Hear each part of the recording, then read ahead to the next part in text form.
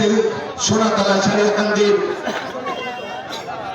গণমানুষের নেতা, আমাদের অত্যন্ত প্রিয় ব্যক্তি আলহাজ কাজী রফিকুল ইসলাম, উপস্থিত থানা বিএনপির সাধারণ সম্পাদক, উপস্থিত কৃষক দলের আহ্বায়ক, উপস্থিত মহিলা নেত্রী, উপস্থিত আমাদের আজকে প্রধান অতিথির শপথ সঙ্গীগণ, সবাইকে আমার সালাম, আসসালামু আলাইকুম। আমি মূলত আপনারা সামনে যারা আছেন তাদেরকে কোনো অ্যাড্রেস করলাম না, কারণ আমি অ্যাড্রেসটা করলাম না।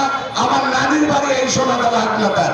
আমি কাকে ভাই বলি আর কাকে মামা বলি, কাকে কি বলি? সম্মানিত হাটনাতাবাসী, আমরা কিছুদিন আগে দেখেছিলাম এই সোনাতলাতে একটি লোককে ধানের শীষের মার্কা দেওয়া হয়েছিল। আমরা পরবর্তীতে দেখলাম এখানে 501 ভোট পেয়েছে। ওই সময়ে আমি প্রতিজ্ঞা করেছিলাম যে আমি একটি ঐতিহাসিক দৃশ্য এই এলাকাতে রচনা করব, কিন্তু দুঃখের বিষয় আমি করতে পারিনি।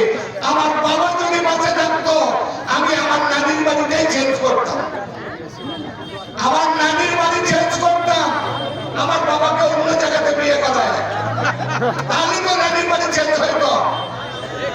কিন্তু এটা আপনাদেরও ভাগ্যের বিষয়, আমাদেরও ভাগ্যের বিষয়।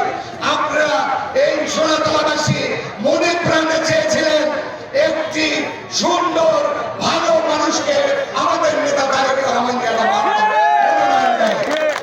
আপনাদের দোয়া এবং দাওয়া, আপনাদের চাওয়া আমাদের প্রিয় নেতা তারেক রহমান পূরণ করেছে। তাই আমি আজকে সোনাতলা পৌরবাসীকে বিশেষভাবে অনুরোধ করব, আগামী নির্বাচনে এই ধানের শীষ মার্কার প্রার্থীকে আপনারা ব্যাপক ভোটে জয়লাভ করবেন। আর যাদের চক্রান্তে বিএনপি 500 ভোট পেয়েছিল তাদেরকে ব্যক্ত করে আমার বক্তব্য শেষ করছি। সবাইকে আমার সালাম।